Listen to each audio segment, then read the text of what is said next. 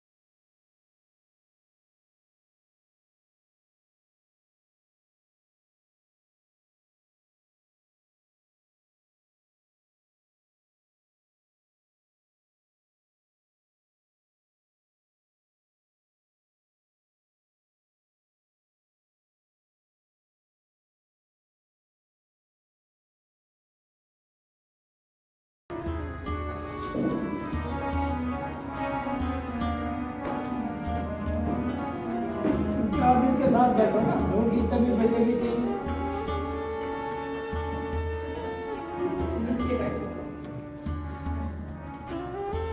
बोल जयकारा शेरा वाली का बोल साचे दरबार की जय।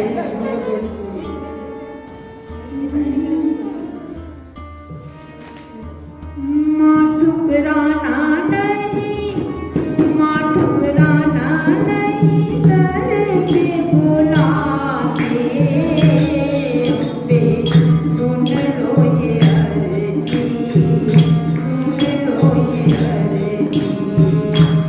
माँ ठुकराना नहीं, माँ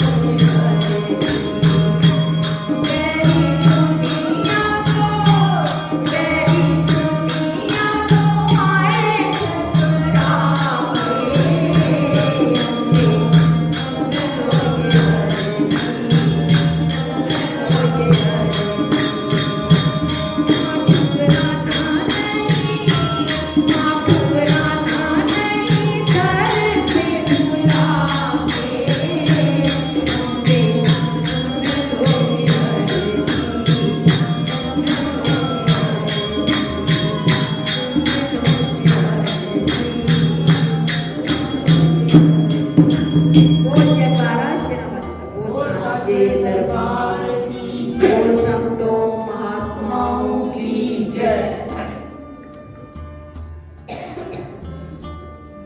बोलिए श्री सच्चिदानंद भगवान की जय। अभी जब मंच पर आए तो भाई जब कह रहे थे साधु जी सर्दी के कारण कहूँ सब बहुत कम आ रहे, तो उसका एक ही रीजन नहीं है, ये जो समय चल रहा है। हम देखें कोई गली ऐसी होगी जिसमें कीर्तन भजन ना हो, तो जो उस गली के सदस्य हैं वो सत्संग में आने वाले हैं या अन्य कुछ धार्मिक मंदिरों में जाने वाले हैं, तो वो उस कार्यक्रम को अटेंड कर रहे हैं और बड़े बड़े जुलूस भी निकल रहे हैं। अभी पानीपत में भी 20 तारीख से बहुत भव्य प्रोग्राम हो रहा।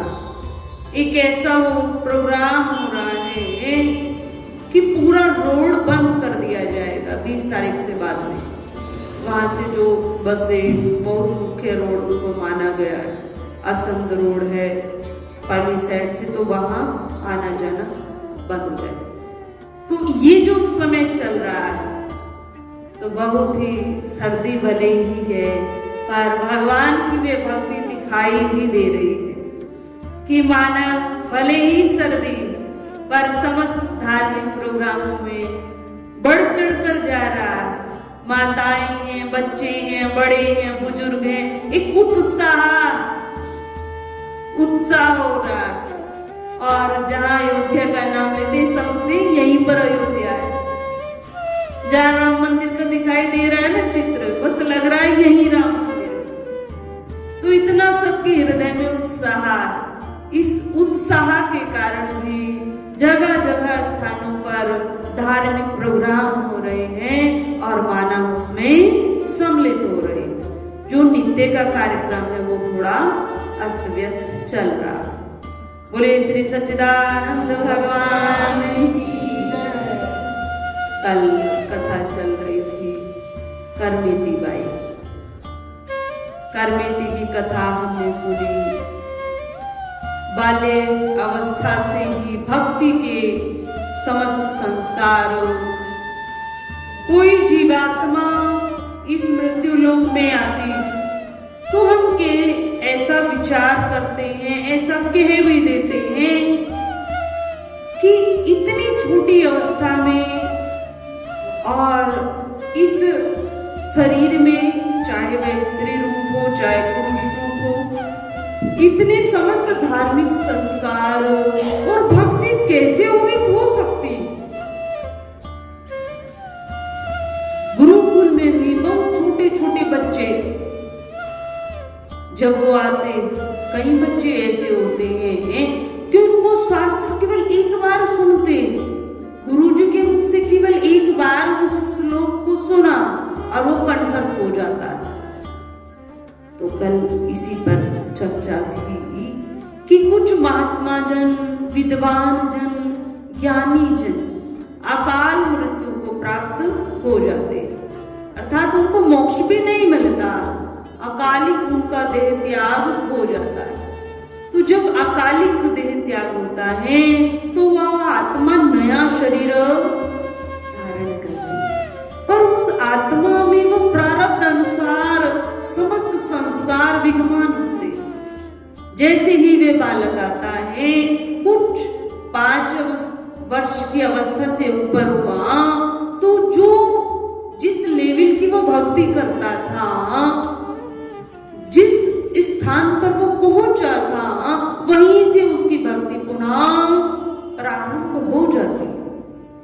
तो इसीलिए समाज में बहुत विचित्र प्राणी देखने को मिलते हैं कि इतनी छोटी अवस्था में इतने धार्मिक संस्कार, इतने श्लोकों का अध्ययन कैसे संभव हो सकता है। पर संत जन, शास्त्र कहता है ये संभव हो सकता है। अभी जो राम मंदिर के पुजारी हैं, उनकी अवस्था जानते हो कितनी? वो मात्र 22-23 वर्षीय हैं, जो राम मंदिर अयोध्या के पुजारी बनेंगे, उनकी अवस्था केवल 22 या 23 वर्ष। नव युवक। अब देखें तो बहुत संतों ने इस पर विचार किया, इतनी छोटी अवस्था का बालक, सारी मंदिर की व्यवस्था उसके अंदर में, मंदिर का मुख्य पुजारी वह, क्यों? हमने उसके बाह्य शरीर को तो देखा, पर माताओं हमने उसके संस्कारों को नहीं देखा। वो इतना ज्ञानी है, जहां से उसने विद्या पाई, जिन गुरुजनों से उन्होंने विद्या पाई है, वो हाथ जोड़ते, इतना ज्ञानवान है बच्चा। प्रारब्ध अनुसार संस्कार होते हैं तो वो बहुत जल्दी शरीर में डेवलप हो जाते हैं, भले ही शरीर की अवस्था छोटी। तो करमिति बाई प्रारब्ध अनुसार कोई संत रही हैं, बचपन से ही भगवान की भक्ति में लीन रहती, और समय आने पर गृह त्याग हुआ, और गृह त्याग हुआ तो बहुत कष्ट भी आए, कष्टों को भी सहन किया। और जब कोई जीव भगवान का मार्ग खोजता, भगवान के मार्ग पर चलना चाहता, तो भगवान कहते हैं मैं उसकी पग पग पर रक्षा करता हूँ, उसको मार्ग में स्वयं दे देता हूँ। तो करमिति बाई जानती नहीं थी कहाँ वृंदावन है, किस दिशा में वृंदावन है, और कहाँ पहुंच गई? वृंदावन में पहुंच गई। वृंदावन में आई, कृष्ण भगवान की भक्ति में लीन रहती। इधर पिता परशुराम पंडित जी खोज करते पुत्री कहाँ पर चलेगी, कुछ पता तो चले, कुछ ज्ञात तो हो जाए। इतना तो अवश्य मन में भाव था, मेरी पुत्री कहीं गलत स्थान पर नहीं होगी, मेरी पुत्री कृष्ण भक्ति में लीन, और इसी हेतु उसने गृह त्याग किया। बहुत समय पश्चात वृंदावन परशुराम जी का आना रहा, पिता का आना रहा। जैसे ही परशुराम जी को ज्ञात हुआ कि कोई नव युवती भक्ति में लीन रहती है कृष्ण भगवान की, अब तो वृंदावन में जगह जगह इतने आश्रम और उन सबके नाम, पर पहले ये स्थान बहुत पवित्र होते थे, और ज्यादा स्थान यहाँ नहीं होते थे, केवल संत जन अपनी कुटिया बनाकर रहते थे, संतों की कुटिया होती थी। हरिद्वार में, ऋषिकेश में आज तो बड़ी बड़ी बिल्डिंग बनी। वैष्णो देवी जाते, वहां ऊपर देखो पैदल चलने में कितना कष्ट होता है, मानव चला तो जाता है और आ भी जाता है, परंतु हम उनकी मेहनत को देखें। वैष्णो देवी धाम पर बड़ी बड़ी बिल्डिंग बनी और पहाड़ पर ऐसे बनी, आप कैसे वहां वो सारा मटेरियल पहुंचाते, कैसे जाता है? और समस्त, ठीक है अर्थ ज्यादा लगता है कक्षों में रहने में, समस्त सुविधाएं, समस्त प्रकार की सुविधा, एसी लगी है, हर चीज की जो एक मानव को चाहिए होती है वो सब सुविधा।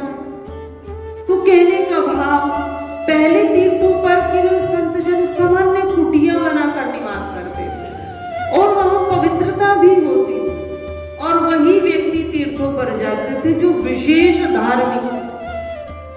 आज तो पिकनिक मनाने जा रहे हैं, और सबसे अच्छी बात तो यह भी है, अगर बाह्य दृष्टि से देखें, एक दूसरी दृष्टि लेकर देखें, आज मनाली में जितने होटल है ना सब खाली पड़े हैं।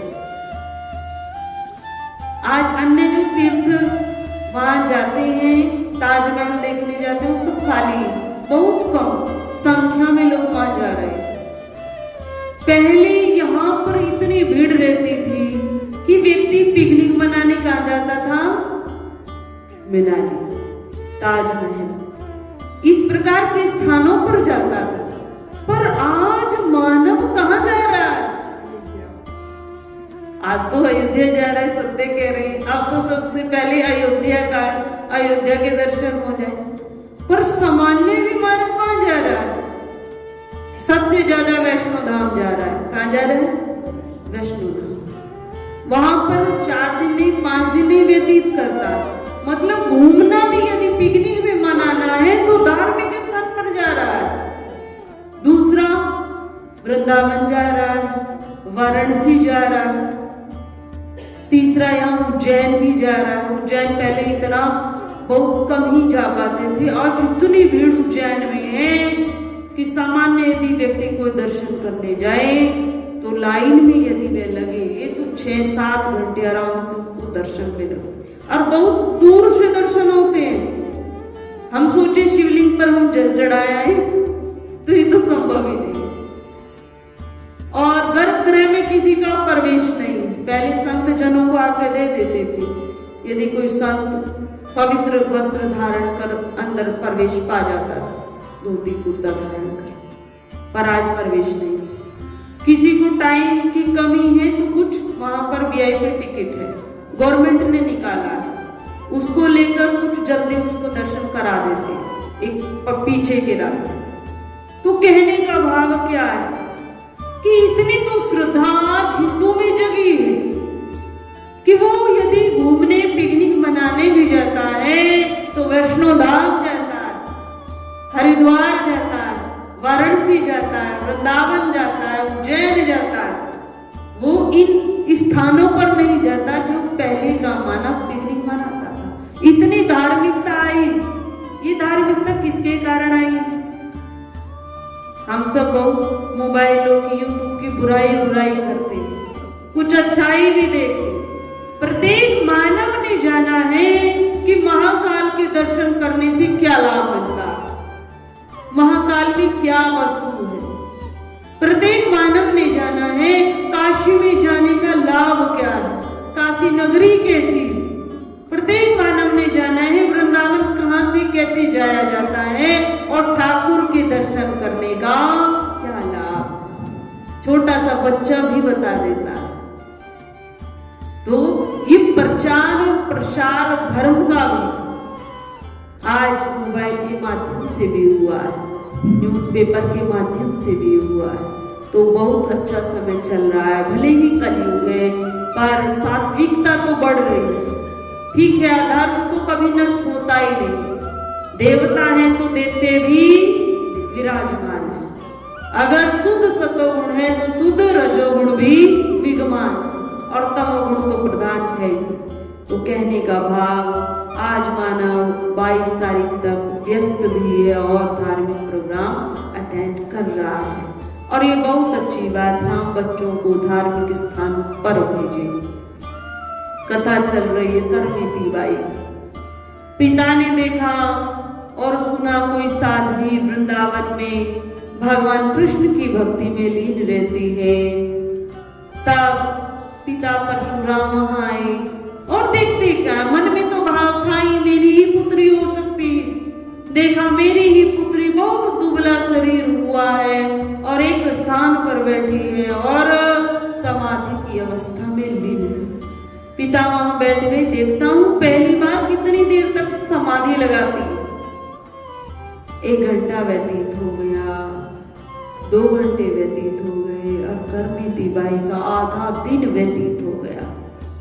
अब पिता सोच रहा है कब बेटी से वार्तालाप करूं, कुछ पुत्री से वार्तालाप हो जाए तभी यहां से जाऊं।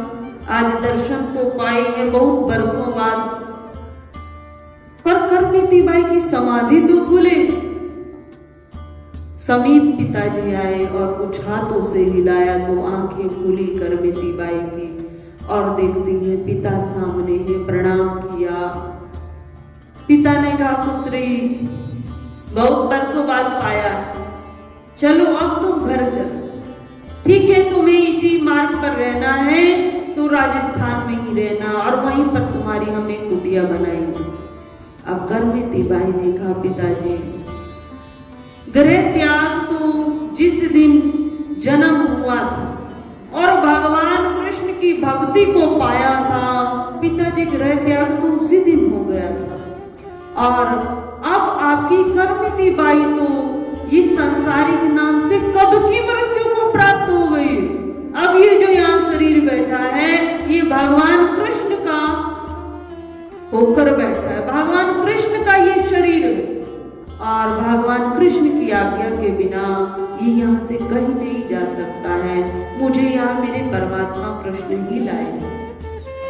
जब इतने सुंदर भाव को सुना तो पिता की आंखों में आंसू आए और रोने लगे। पुत्री मैं धन्य हो गया, धन्य हो गया। जाकर राजा को बताया तो राजस्थान का वे राजा सोमकर्मिती बाई के पास आया और गुरु दीक्षा ग्रहण की। मेरे ही राज्य की एक पुत्री जो वृंदावन में आकर शादिका बन गई, मेरे उस राज्य की मैं कितनी प्रशंसा करूं कि उस भूमि से ये जन्म लेकर यहाँ आई। तो कर्मिती बाई का प्रसंग हम सबको क्या प्रेरणा दे रहा कि जीवन में बहुत कष्ट आते हैं। कर्मिती बाई यदि ऊंट के उदर में 3 दिन तक सहारा न लेती तो क्या वे भगवान कृष्ण को जीवित रूप से प्राप्त कर सकती थी? नहीं कर सकती थी। ये तो उसके जीवन की परीक्षाएं थी।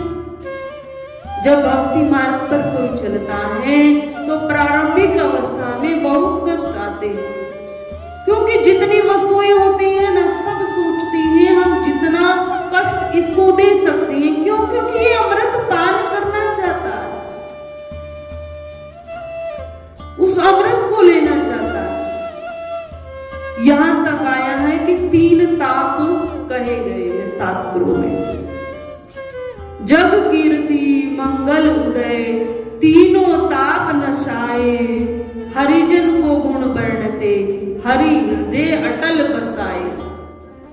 जो भगवान श्री हरि के भक्तों का गुणगान करता है उसकी इस जग में कीर्ति बढ़ जाती है, यश बढ़ जाता है और उसके तीनों ताप नष्ट हो जाते हैं। तीनों ताप कौन से? एक अधिभौतिक ताप कहा गया है, जो भागवत के पहले श्लोक में भी पढ़ते। दूसरा आधिदैविक ताप कहा गया और तीसरा आध्यात्मिक ताप कहा गया। तो आधिभौतिक ताप क्या है? आधिभौतिक ताप है कि हम इस संसार में रहते तो इस शरीर को जिन वस्तुओं की आवश्यकता है, जो मुख्य वस्तु है, विलासिता पूर्ण नहीं, जो मुख्य वस्तु है, यदि उनका भी जीवन में अभाव है, वे भी वस्तुओं में प्राप्त नहीं, तो भगवान का भजन करने से उनका अभाव मिट जाता है। अर्थात वह सुख जो सांसारिक सुख है, सांसारिक वस्तुओं से जो हमें सुख प्राप्त होता है, जो इस जीवन में हमें चाहिए, वो स्वतः मिल जाता है। तो एक ताप मिट जाता है भगवान के भजन से। आधिभौतिक ताप जो सांसारिक वस्तुएं हैं, उनसे सुख सुविधा सब भगवान के भजन से धीरे धीरे सब जीवन में आ जाता है।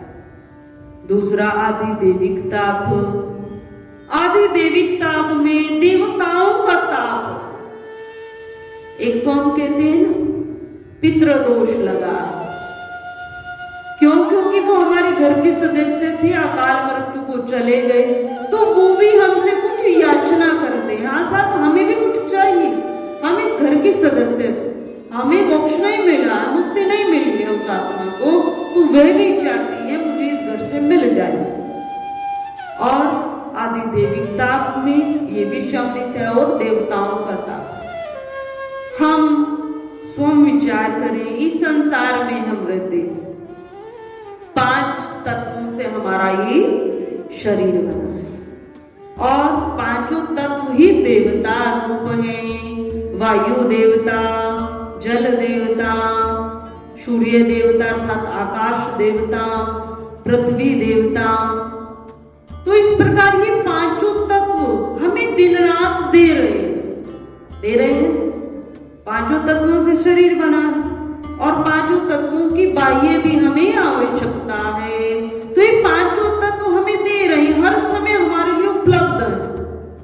तो ये देवता हमसे क्या चाहते हैं? आधिदैविक ताप यही है कि देवता हमें चाहते हैं हमारी मान्यता हो, हमें हमें प्रणाम किया जाए, यज्ञों के माध्यम से हमें आहुति दी जाए, जिससे हम बलवान रहें, बलिष्ठ रहें। हम धरती माता को प्रणाम करते हैं तो धरती माता को शक्ति प्राप्त होती है, प्रसन्न धरती माता होती है। वायु देवता, वायुदेव हम ले रहे हैं, जल देवता, जल का भी पूजन करते हैं, समय समय पर हम जल का भी पूजन करते हैं। उसी प्रकार आकाश है, आकाश दीप भी एक जलाया जाता है। तो कहने का भाव देवता हमसे चाहते हैं कि हमारी मान्यता हो और हमें प्रणाम किया जाए।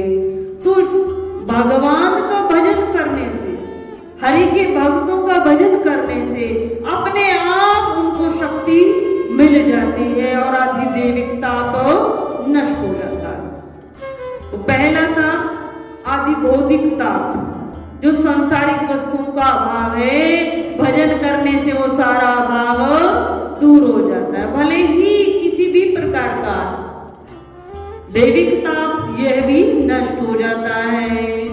तीसरा है आध्यात्मिक ताप। आध्यात्मिक ताप में है कि हम आए किस लिए हैं, दुखों की निवृत्ति हो जाए और परमानंद की प्राप्ति हो जाए, हमारा कल्याण हो जाए, ईश्वर की अनुभूति हमें हो जाए।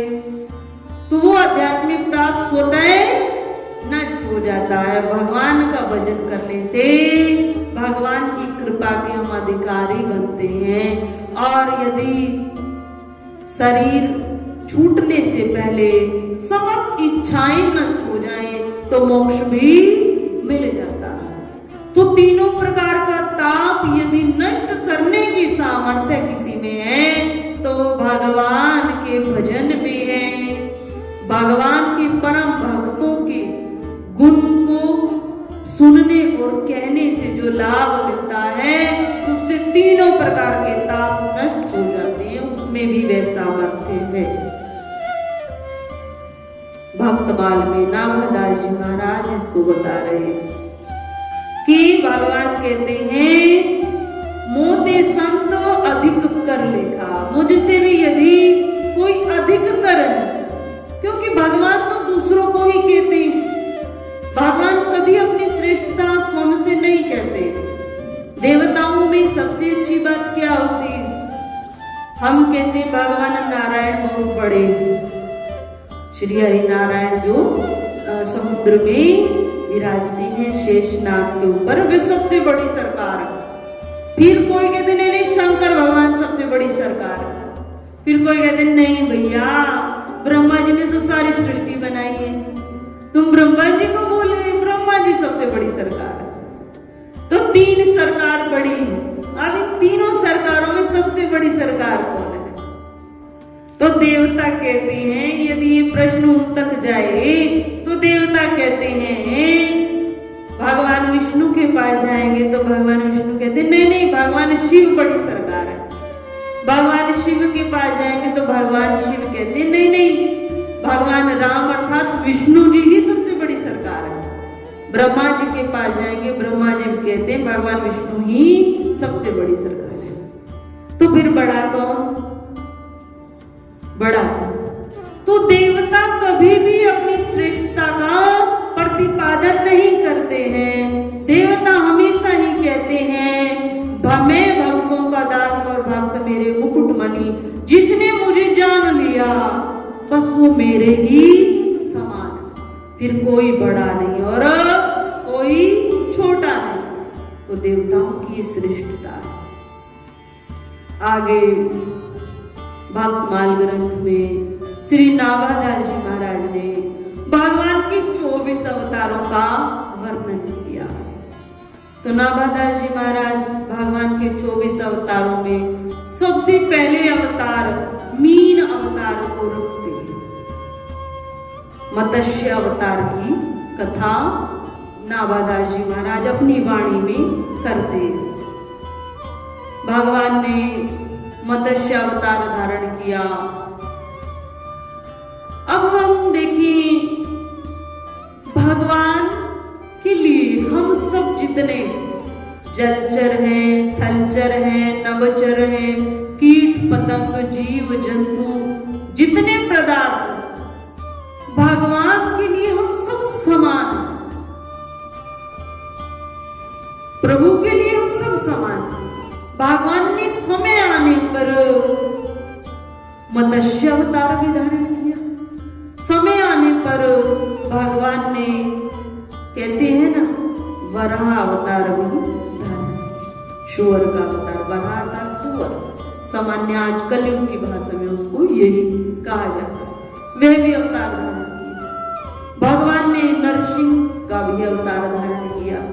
भगवान ने कश्यप, कमठ, वह भी अवतार धारण किया। कछुए का अवतार भी धारण किया।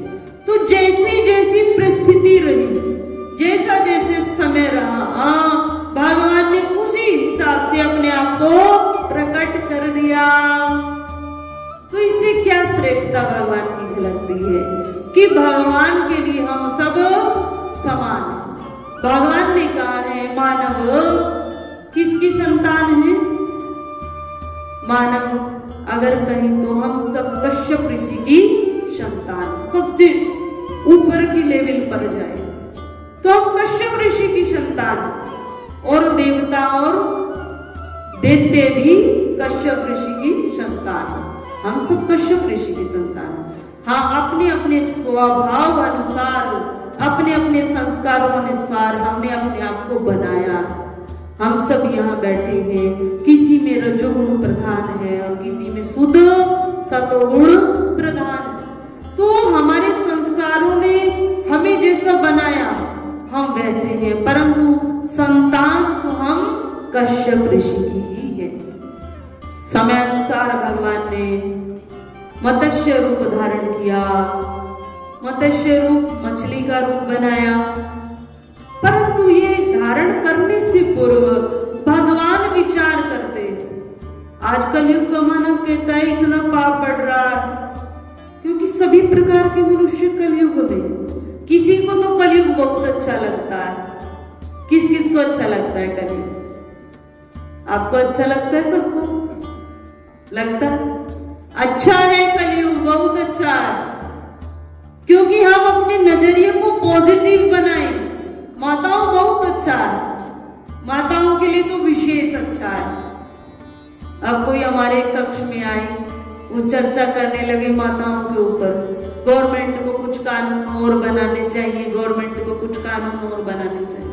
पहले तो हम सुनते रहे, फिर हमने जब उसको कहा भैया बस बहुत हो गया माताओं के लिए कानून बनाना, अगर इससे ज्यादा बनाया तो भाई लोग तो कमरे से बाहर भी नहीं आएंगे। अब वो बहुत हंसा। उसने कहा ऐसा क्या बनाया? हमने कहा आज माताओं को इतनी छूट है, आरक्षण कितने % मिला है? माताओं को कितने % आरक्षण मिला है? 38% से 45% तक माताओं को आरक्षण दे दिया। कांग्रेस ने इसके ऊपर ऑब्जेक्शन उठाया था, पर कांग्रेस को आज बिल्कुल मिटती हुई है, उसकी कुछ बात की वैल्यू नहीं। माताओं को 50% तक आरक्षण मिल गया, कितनी बड़ी बात है। अर्थात हम एक सामान्य लेवल को देखें, 100 मानव में पहले तो 70% भाई लोग सरकारी जॉब पर, सरकारी काम पर, जितने व्यापारिक क्षेत्र हैं उन पर विराजते थे। आज जिस फील्ड में देखो माता 50%, और फिर 50% में भी हम देखें अभी भी भारत में ऐसे क्षेत्र हैं जहां पर महिलाएं पढ़ती नहीं, बहुत कम। अगर पढ़ाते भी हैं तो केवल हिंदी बोलना सीख जाए सही से, हिंदी लिखना सीख जाए सही से, कुछ मैथ के अक्षर सीख जाए, तो वो माताओं की तो काउंटिंग ही नहीं है, उनको तो हटा ही देते। अब जो पढ़ी लिखी तो माताएं संख्या में कम है। संपूर्ण भारत में भी देखें तो करीब 14% पुरुषों की तुलना में माताएं कम है। उसके पश्चात माताओं को पढ़े लिखे लेवल देखें तो अब भी भारत में कम से कम 40% माताएं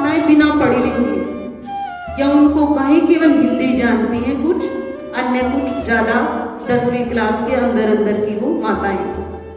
तो आगे देखिए, और उनमें 50% आरक्षण। तो कितना बड़ा योगदान है मोदी का, कितना बड़ा, माताओं को इतना बड़ा दर्जा दे दिया है। सब जगह 50% माताएं, कोर्ट कचहरी में भी माताएं, और ऐसे ऐसे कानून बनाए कि यदि कुछ ऑब्जेक्शन है, अन्य है, केवल एक एप्लीकेशन पर, एक फोन नंबर पर 112 नंबर की गाड़ी घूमती है। किसके लिए घूमती है? भाइयों के लिए नहीं घूमती है। अगर भाई लोग उस पर फोन करें ना, दुकान में झगड़ा हो रहा है और ज्यादा हो रहा है, तब भी नहीं आएगी, बहुत टाइम लगाएगी अगर विशेष भी हुआ है। और माताएं करें ना घर में इस प्रकार, तुरंत वहां 112 नंबर की गाड़ी रात्रि में भी आएगी। तो देखो कलयुग अच्छा है ना, माताएं सुरक्षित हैं। हम स्वयं भी ट्रेन में सफर करते हैं रात्रि में, पहले साथ में तो रखते ही रखते थे, अब भगवत कृपा से आवश्यकता नहीं है, सब जगह जाते। 2-2 दिन का सफर भी रह जाता है, पर एसी से रहता है। तो माताएं बहुत सुरक्षित है। तो कलयुग में तो माताओं की जय जय ही जय जय है। प्रसन्न रहना चाहिए, केवल भजन करें और प्रसन्न रहे। और इससे ज्यादा यदि कानून बना दिए तो भाई लोग तो बस फिर घर में रहेंगे, और ये गलत भी होगा। इससे ज्यादा आरक्षण माताओं को नहीं मिलना चाहिए। बोले श्री सच्चिदानंद। चर्चा चल रही है कि कलयुग में धर्म की प्रधानता और बहुत कम मात्रा में यदि हम भजन करें तो उसका विशेष लाभ मिलता है। सतयुग के समय में, त्रेता युग के समय में, द्वापर के समय में बहुत समय तक मानव भजन साधन करता था। तब भगवान की कृपा का वह पात्र बनता था। और कलयुग में केवल हरि भजन से, केवल हरि भजन में अपनी चित्त वृत्ति को जोड़ने मात्र से मानव भगवान की कृपा का अधिकारी बन जाता है। भगवान ने मत्स्य अवतार धारण किया तो भगवान ने कहा मैं किसके यहाँ, आज भी भगवान प्रकट हो जाए, पर भगवान यह भी तो देखते हैं मैं यहाँ किसके यहाँ प्रकट आऊं। कौन सा मुझे ऐसा आंगन मिले जहां मैं आंगन में पवित्र हो, यशोदा जैसी मेरी माता मुझे मिले, नंद बाबा जैसा पिता मुझे मिले और मैं उसके यहाँ आऊं। भगवान ने इस खोज में भगवान रहते हैं। भगवान ने मत्स्य अवतार धारण करने से पूर्व चक्रवर्ती राजा सत्यव्रत को कई शास्त्रों में आया है, विष्णु पुराण इत्यादि ग्रंथों में आया कि सपने के माध्यम से बताया कि मैं मत्स्य अवतार धारण करूंगा, प्रलय आएगी और आप सब इस प्रकार की व्यवस्था रखना। और कई जगह आया है कि सत्यव्रत राजा के यहाँ कमंडल में छोटी सी मछली आई, शरणागत की रक्षा करते करते राजा ने उसको समुद्र में छोड़ा और समुद्र में विशाल रूप धारण किया। तो संतों ने अपनी अपनी शैली से कथा को कहा, पर यहाँ जो नाभादाजी महाराज ने बताया कहा है कि प्रलय का समय था, ब्रह्मा जी प्रलय होने वाली थी, तो प्रलय पयोधि में ब्रह्मा जी शयन कर रहे थे। तो उस समय ब्रह्मा जी के हाथों में चारों वेद रहते हैं, ग्रंथ रहते हैं। तो एक दैत्य, इस दैत्य का नाम भी हयग्रीव था। एक तो भगवान का अवतार भी हयग्रीव, परंतु इस दैत्य का नाम भी यही था। तो इस दैत्य ने भगवान के हाथों से ग्रंथों को चुरा लिया। क्यों? क्योंकि दैत्य और देवता ये दोनों ही बलशाली हैं, पर जो दैत्य हैं और देवताओं में अंतर स्वभाव में है, भक्ति में है, संस्कारों में, पर बलवान दोनों। तो देवता को तो पृथ्वी पर जितना हवन पूजन पाठ होता है उसके द्वारा शक्ति मिलती है, और वो भजन पूजन पाठ साधन उन सब आपके प्रारब्ध में क्या है? हमारे ग्रंथ हैं, ग्रंथों में भी मुख्य जो वेद है, वेदों से ही पुराण है, पुराणों से ही शास्त्र है, और शास्त्र से ही अन्य सब संतों की अपने जीवन की अनुभव की पुस्तकें।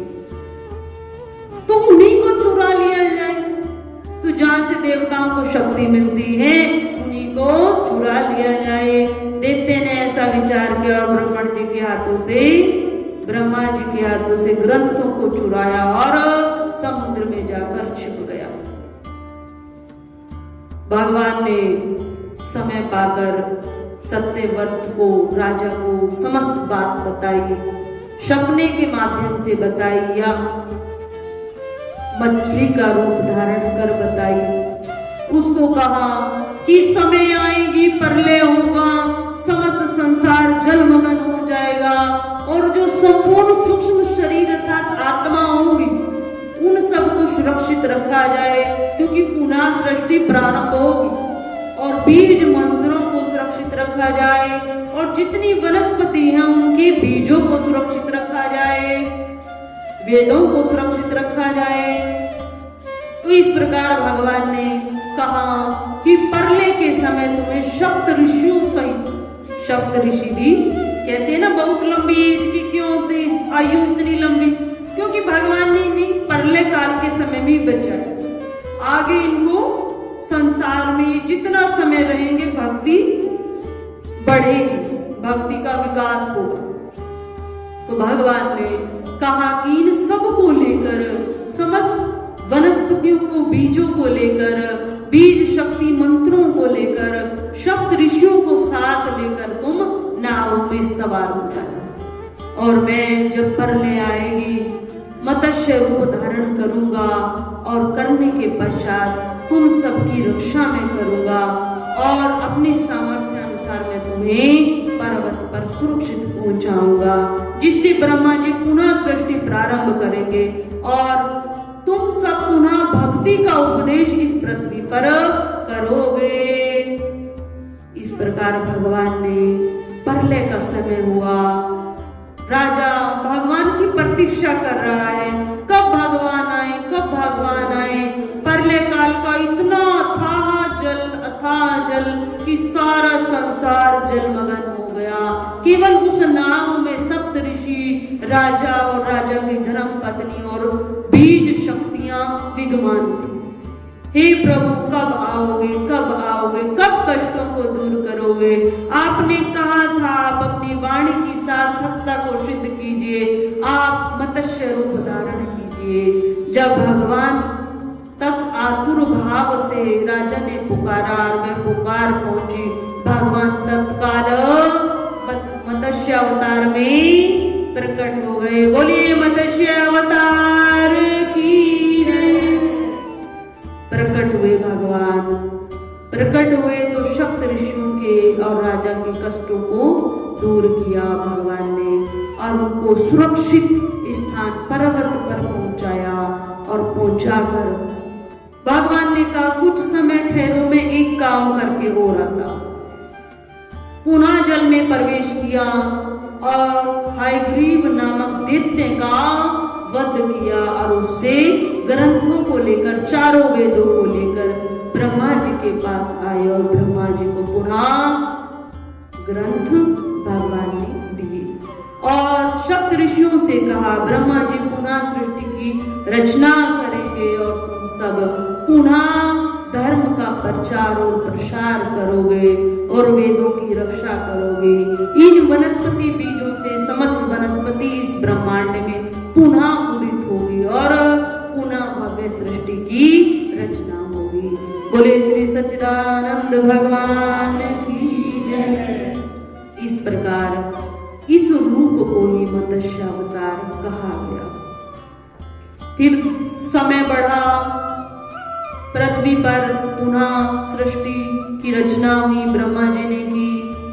उसके पश्चात धर्म का भी प्रचार हुआ। धीरे धीरे समय और बढ़ा, दैत्य भी बलिष्ठ हुए। अब दैत्य बलिष्ठ हुए, समय पाकर दैत्यों ने फिर देवताओं पर आक्रमण किया।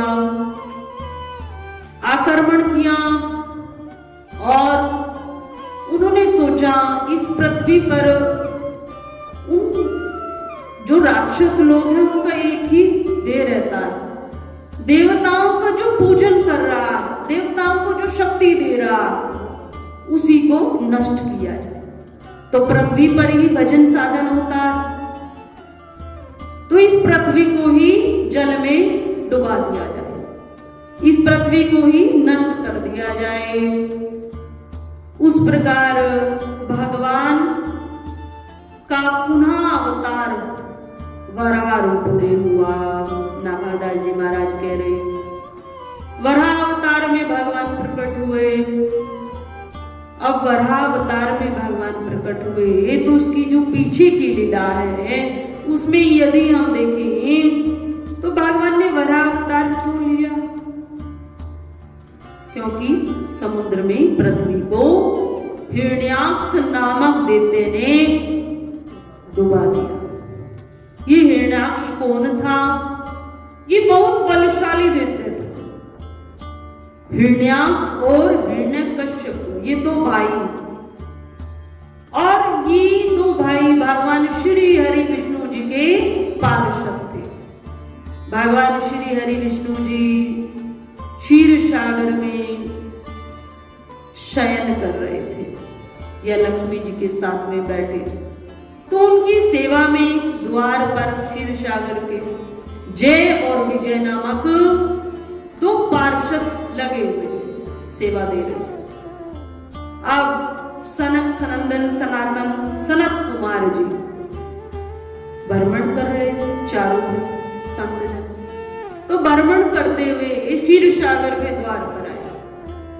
अब हम उनकी आयु को देखें तो चारों भ्राताओं की जो आयु रहती है एक करीब ऐसा कहा गया है शास्त्रों में, संतों से सुना, 5 वर्ष से और 7 वर्ष के बालक की जो आयु रहती है वो आयु सनकादिक ऋषियों की रहती है।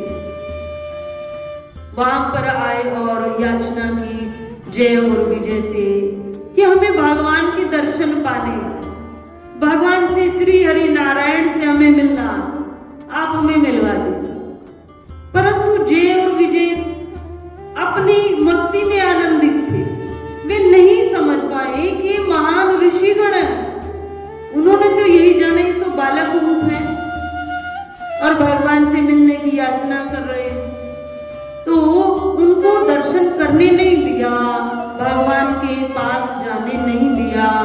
तब ऋषि गणों ने क्रुद्ध होकर कहा, वहां पर जय और विजय को श्राप दिया कि तुम्हें 3 जन्म तक तुम भगवान के पार्षद होकर तुम्हारा ऐसा कृत्य, ऐसे विचार, ऐसी धारणा, तुम भगवान श्री हरि नारायण के पार्षद।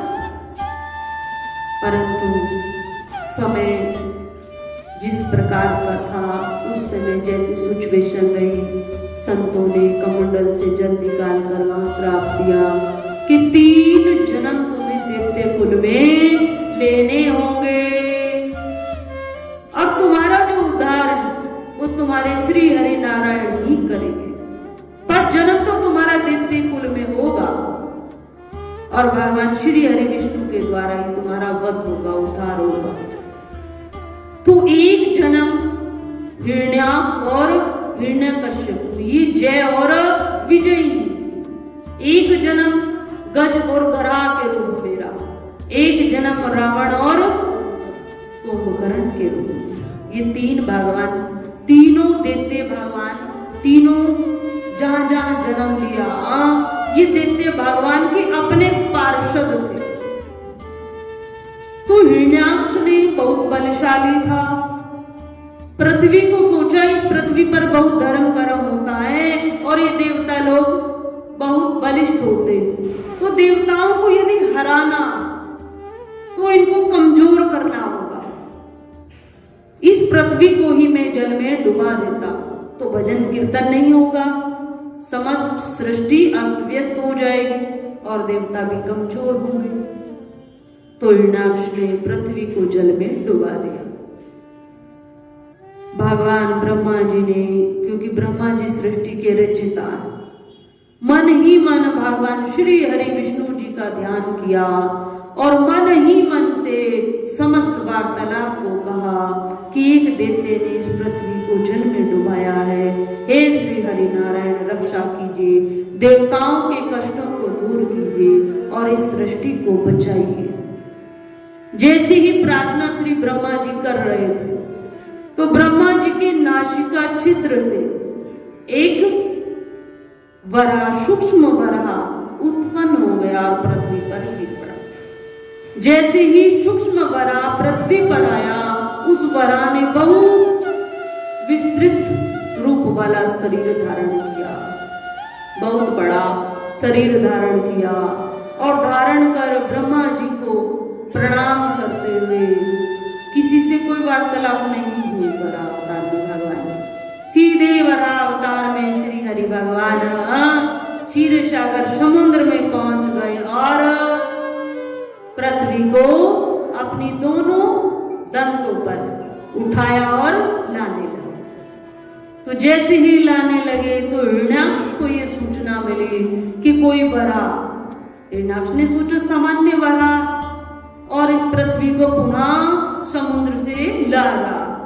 तो अपनी गदा को लेकर हिरण्याक्ष बहुत शीघ्रता से दौड़ा और भगवान के साथ युद्ध करने लगा। पर श्री हरि नारायण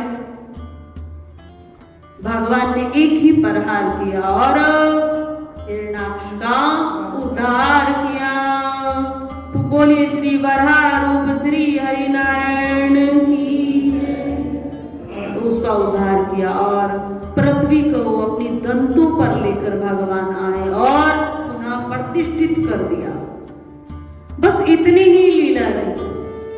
भगवान की जो लीला रही है ना, वो तो राम लीला रही, कृष्ण लीलाएं रही है, जो बहुत विस्तृत रही, जिन्होंने भक्तों को बहुत आनंद दिया। कुछ अवतार तो ऐसे हुए केवल वो कार्य संपन्न किया और भगवान अंतर ध्यान हो गए। भगवान ने हिरण्याक्ष का उद्धार किया और पुनः पृथ्वी को प्रतिष्ठित करते हुए भगवान अंतर ध्यान हो गए। यही भगवान का वराह अवतार कहलाया। नाबादा जी कहती है तीसरा अवतार कमठ अवतार रहा, कश्यप जिसको कछुआ कहते हैं, वे भगवान ने अवतार रहे।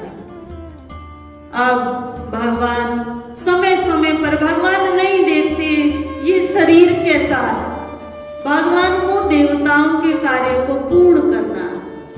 भगवान श्री हरि नारायण देखते हैं देवता कष्ट में तो नहीं, जो पृथ्वी पर भक्त जन है, सज्जन है, वो कष्ट में नहीं, केवल भगवान यही देखते हैं। भगवान किसी को छोटा नहीं कहते, किसी को बड़ा नहीं कहते। समय आने पर भगवान जैसी सिचुएशन होती है उसी के अनुसार अपने शरीर को बनाकर प्रकट हो जाते हैं।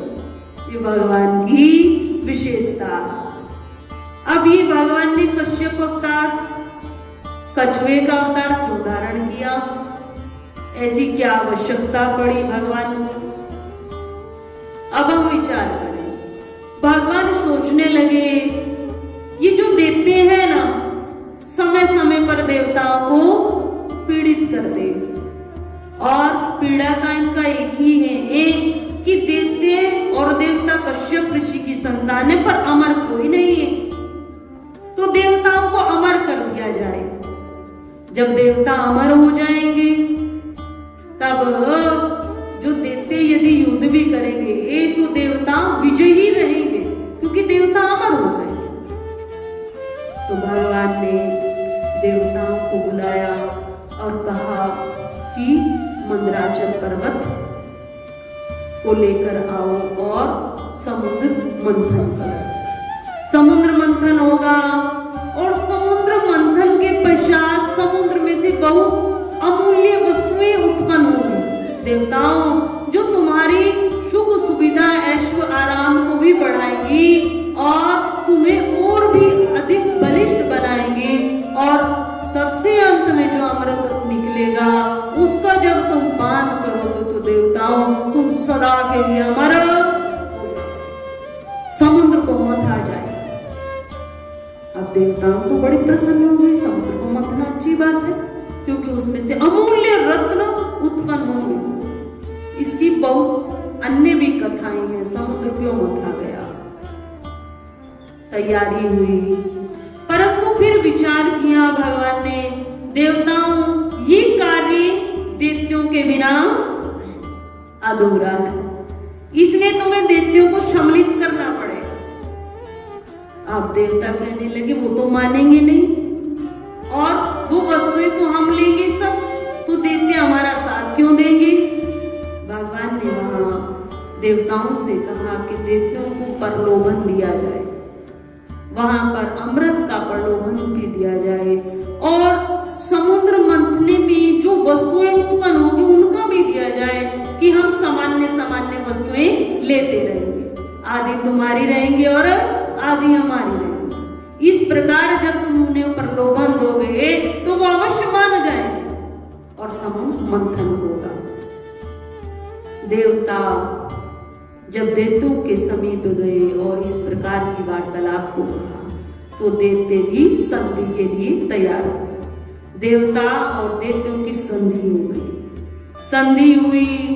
अब विचार करने लगे, समुद्र को मथना कोई सामान्य घटना नहीं, इतना बड़ा समुद्र अब कैसे मथे, कौन मथनी बने, कोई नेति बने, नेति रस्सी, कोई रस्सी बने, कोई मथनी बने, तब तो वो मथा जाए। फिर ब्रह्मा जी अन्य देवताओं की योजना बनी, किसको बनाया जाए कि मंदराचल पर्वत को मथनी बनाया जाए। ऐसा कार्य मंदराचल पर्वत कर सकता है। मंदराचल पर्वत के पास गए, आज्ञा ली और मंदराचल पर्वत ने अपनी आज्ञा देते हुए अपने आप को समर्पित किया। उसके पश्चात अब नेति किसको बनाया जाए, तब देवताओं ने विचार किया कि नागराज वासुकी को नेति बनाया जाए। अब पाताल लोक में गए और वासुकी जी से वार्तालाप किया। वासुकी जी ने अपने आप को समर्पित किया। अब मंदराचल पर्वत को समुद्र के बीच में रखा गया और उसके ऊपर वासुकी को लपेटा गया और देवता जो बड़े हैं वो राइट हैंड की साइड है और राइट हैंड की साइड ही वासुकी का मुख है। वासुकी का जो नाग है ना उसका मुख है, तो देवता वहां पर और इधर दैत्य हैं। दैत्य पूंछ की साइड है, वासुकी की जहां पूंछ है वहां। अब दैत्य सोचने लगे कि इन्होंने बिना विचार किए अपने आप ही मुख की साइड आए और हमें वासुकी की पूंछ की साइड रखा, राइट हैंड पर ये स्वयं। तब दैत्यों ने कहा, सोचा मन में कि इसमें भी कुछ ना कुछ देवताओं की चाल है। देवता इसमें भी कुछ ना कुछ समझ रहे हैं, समुद्र में से जो प्रकट होगा वो राइट हैंड की ओर जाएगा, तो हमें वहां होना चाहिए। अब देवता के पास दैत्य आए और कहने लगे कि हम इस राइट हैंड की साइड आएंगे जहां वासुकी का मुख है, हम उस साइड आएंगे। तो देवता मन ही मन मुस्कुराने लगे कि दैत्य हम तो चाह ही रहे थे और इसी कारण हम वासुकी की मुख की ओर आए थे कि तुम्हारे हृदय तक ये बात पहुंच जाए और तुम इस साइड आ जाओ। तो दैत्य वासुकी के मुख की साइड आए और देवता जहां उसकी पूंछ होती है वहां आए। अब जैसे ही पहली बार मंदराचल पर्वत मथनी बना, नेति वासुकी बने हैं, अब दोनों साइड देवता और दैत्य हैं।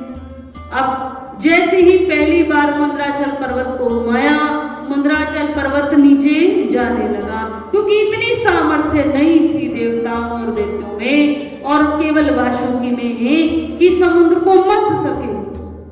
उसका आधार चाहिए था नीचे, किसके ऊपर आधार बने, कौन आधार बने जिस पर मंदराचल पर्वत को रखा जाए। अब जैसे ही मंदराचल पर्वत समुद्र में डूबने लगा तो वही श्री हरि नारायण जो सबके कष्टों को हरते हैं, सबके कष्टों को दूर करते हैं, भक्तों के भाव को जान लेते हैं, जिनका भजन करने से तीनों ताप कछुए के रूप में प्रकट हो गए। इतना विस्तृत रूप कि मंदराचल पर्वत का जो नीचे का आधार बने वो भगवान श्री हरि नारायण ही बने। भगवान ने इतने अपने उस शरीर को बढ़ाया और समुद्र मंथन प्रारंभ हुआ। भगवान कच्छप रूप में प्रकट हो गए। बोलिए श्री हरि नारायण भगवान की जय। भगवान आधार बने, समुद्र मंथन प्रारंभ हुआ। तो देखिए भगवान की कितनी बड़ी विशेषता। कहते हैं भगवान श्री हरि नारायण समुद्र मंथन में या अन्य कार्यों में भगवान की विशेषता या कुछ कार्य बाहर दिखाई नहीं देता। नहीं, भगवान बैठे हुए ये सोचते हैं जहां देवताओं पर कष्ट आया, जहां भक्तों पर कष्ट आया, मैं कैसे उस कष्ट को दूर करूं। कई बार हम सबके जीवन में बहुत बड़े बड़े कष्ट आ जाते हैं। कितनी बार तो हमें वो ज्ञात हो जाते हैं, कितनी बार नहीं भी होते, वो स्वतः नष्ट हो जाते हैं। तो वो जो हम भक्ति करते हैं ना, उसका प्रभाव, उस प्रभाव से वह सब समस्याएं स्वतः नष्ट हो जाती है। तो देवताओं के कष्टों को हर लिया और श्रेय किसको गया कि देवता और दैत्यों ने मिलकर समुद्र मंथन किया। पर किसके आधार पर हुआ? भगवान श्री हरि नारायण के आधार पर हुआ। भगवान की पीठ पर मंदराचल पर्वत को रखा तो सबसे ज्यादा सहयोग किसका हुआ? भगवान का। फिर दूसरा सहयोग देखिए, यदि समुद्र मंथन के समय रत्न प्रकट हुए तो रत्न में कुछ रत्न दैत्यों के पास है, कुछ रत्न देवताओं के पास है। परंतु जो विष निकल कर आया वो किसके पास है? जो विष, इतना विष निकल कर आया वो किसके पास रहा? वो भगवान शिव के पास गया। तो किसका दूसरा सबसे बड़ा सहयोग रहा? भगवान शिव का। यदि उस विष को कोई पान नहीं कर सकता, वो पृथ्वी पर रहता तो जीवन संभव नहीं था। बहुत विष था, समुद्र में बहुत विष था।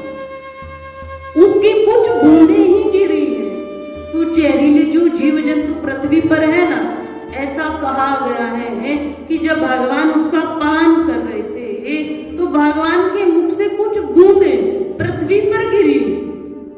और उनका भी महत्व है कि जो वायुमंडल में जो जहरीली वायु भी होती है, दूषित वायु, तो उनको वो नष्ट करते हैं।